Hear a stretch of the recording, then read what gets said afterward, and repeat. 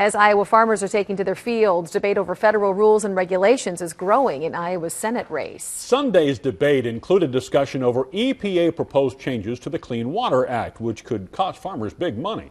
CBS 2 News reporter Kevin Berry is here to explain what those new regulations could look like. Kevin? Yeah, Scott and Tiffany, farmers generally have a hit or miss relationship with the EPA, balancing their common goal of keeping the land healthy and butting heads on too much regulation trying to do that.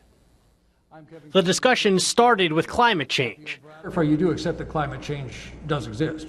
I do believe that our climate is changing, but again, I'm not sure what the impact of man is upon that climate change. And quickly bounced to the Environmental Protection Agency.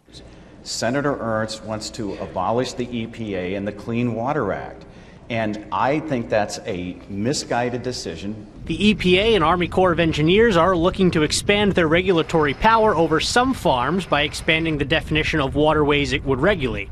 It's meant as a clarification on where the agency has authority. They're talking about potholes and drainage ditches and small creeks that are dry half the year. John says that kind of regulation wouldn't just require a one-time cost to comply, but could hit farmers year after year. My guess would be they're going to want larger setbacks areas, which would take more land out of production along these ditches and these small creeks. Braley voted against the bill that would prevent the EPA from expanding its reach after his amendment that would have provided extra protection for farmers was defeated. I voted against the EPA having the power to regulate ditches and farm ponds.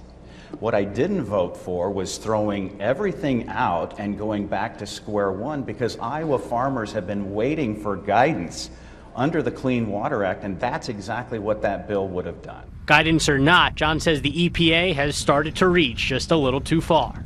I think the best thing that could happen to the EPA is if it was dialed back and it was stuck to its basic mission.